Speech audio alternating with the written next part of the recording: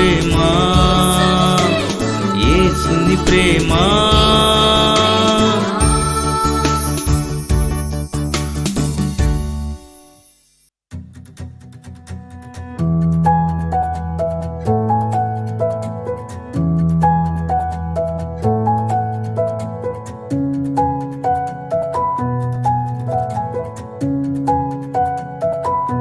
స్తుతి నైవేద్యం.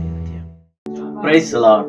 ప్రభునందు ప్రేమైన వాళ్ళారా, ప్రతిరోజు వాక్యం వింటున్న మిమ్మల్ని అందరి దేవుడు బహుగా దీవించి ఫలింప చేయును గాక. మంచి ఆరోగ్యాలు దేవుడు మీకు ఇచ్చును గాక. మీ కుటుంబాల్లో మంచి శుభకార్యాలు కూడా దేవుడు జరిగించును గాక. 116వ కీర్తన 4, 5, 6 వచనాలు చదువుదాం. అప్పుడు యెహోవా దయచేసి నా ప్రాణమును విడిపింపమని యెహోవా నామమును బట్టి నేను మొరపెట్టి తిని. యెహోవా దయాళుడు, నీతిమంతుడు, మన దేవుడు వాత్సల్యత గలవాడు. యెహోవా సాధువులను కాపాడువాడు. నేను కృంగి ఉండగా ఆయన నన్ను రక్షించను.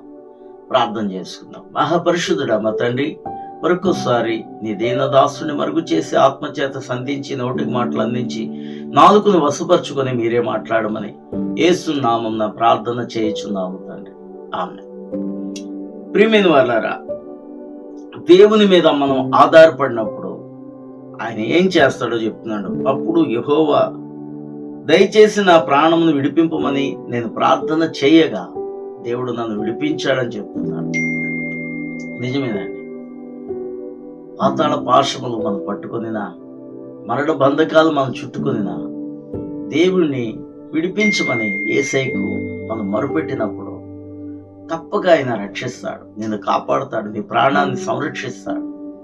కాబట్టి ప్రభువు గొప్పవాడు. ఆయన ఎవరు అంటే దయాళుడు, నీతిమంతుడు అని చెప్తున్నాడు.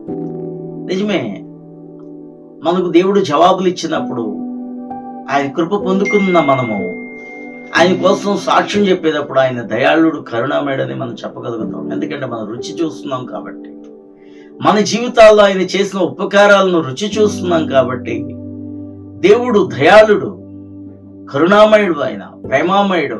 అంతేకాదు ఆయన నీతిమంతుడు. హల్లెలూయా. నీతిమంతుడు ఒక్కడూ లేడు భూమి మీద అని బైబిల్ సాక్ష్యం ఇస్తుంది. మనుషుల్లో ఎవరు నీతిమంతులు కారు, కానీ దేవుడు ఒక్కడే నీతిమంతుడు.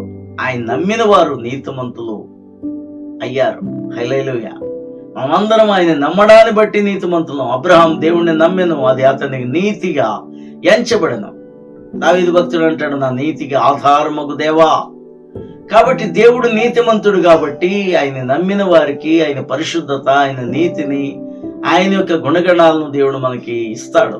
అందుకని దేవుడు దయాళుడు, ఆయన నీతిమంతుడు. ఆయన ఎవరో చెప్తున్నాడు, దేవుడు వాత్సల్యత గలవాడు. వాత్సల్యత, ప్రేమ కలిగిన వాడు. ఆయన హత్తుకునే దేవుడు, ఆయన పాపములు క్షమించే దేవుడు, ఆయన మనల్ని తన కౌగిట చేర్చుకుని ముద్దాడే దేవుడు. ఆయన వాత్సల్యత. హల్లెలూయా. వాత్సల్యం అనే మాటకు ఒక పండితుడు చెప్తా ఉంటుంటే నేను విన్నాను. లేగదూడ పుట్టినప్పుడు ఆవు ఆ మాయంతటిని కూడా నాలుగుతోనే కడిగి వేస్తుంది. ఆ లేగదూడను అసహించుకోదు.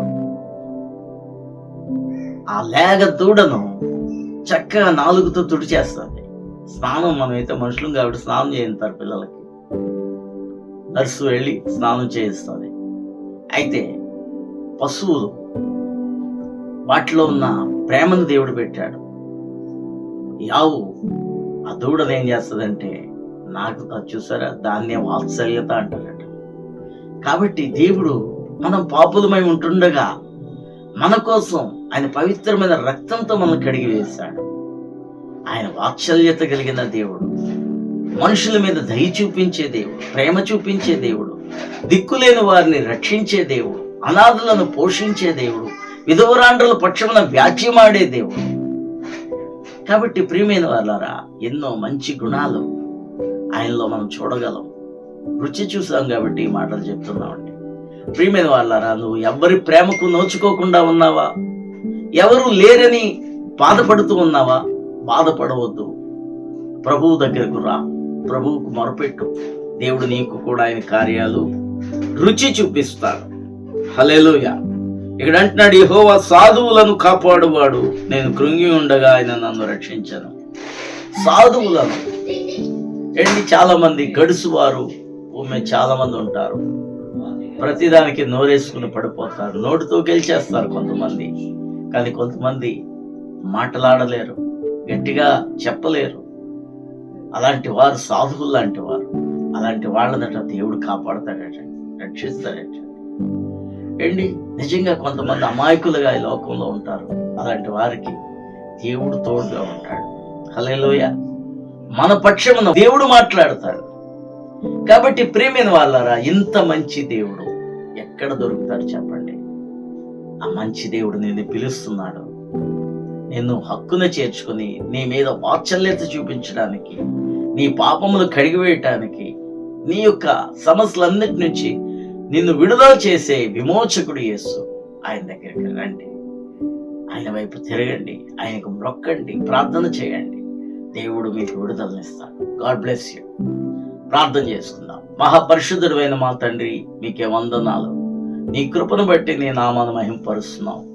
విన్న వాక్యాన్ని అర్థం చేసుకొని నీ దగ్గరికి అనేక మంది రావటానికి నీ కృప దయచేయమని యేసు నామమున ప్రార్థన చేయుచున్నాం తండ్రి. ఈరోజు పెళ్లి రోజు జరుపుకుంటున్న మడుగుల లావుబాబు దెబోరాను వారి దాంపత్య జీవితాన్ని ఇంకా బహుగా దీవించి ఆశీర్వదించి వారిద్దరిలో ఐక్యత, ప్రేమ, సమాధానమును దేవుడిచ్చునుగాక. ఆ కుటుంబాన్ని ఆశీర్వదిస్తున్నాం. Happy wedding anniversary. అలాగే ఈరోజు పుట్టినరోజు జరుపుకుంటున్న గొల్లప్రోలు రషీకాకు కూడా పుట్టినరోజు శుభాకాంక్షలు తెలియజేస్తున్నాం. దేవుడు ఇంకా మంచి ఆరోగ్యమును, చదువులో జ్ఞానమును, జ్ఞాపశక్తిని దేవుడు మీకు ఇచ్చునుగాక. అలాగే ఈ రోజున కొంతమంది రక్షణ పుట్టినరోజు కూడా జరుపుకుంటున్నారు. పట్నాల సత్యవతి గారిని, అలాగే బాణం చక్రమ్మ గారిని కూడా దేవుడు దీవించి ఇంకా వారి రక్షణలో ఇంకా కొనసాగి ఆత్మీయమైన శిఖరాలు ఎక్కేలాగా వారిని దేవుడు దీవించునుగాక. God bless you. జగతిలో ప్రేమే శాశ్వతము, అది యేసుక్రీస్తు ప్రేమ. జగతిలో ప్రేమే శాశ్వతము, అది యేసుక్రీస్తు ప్రేమ.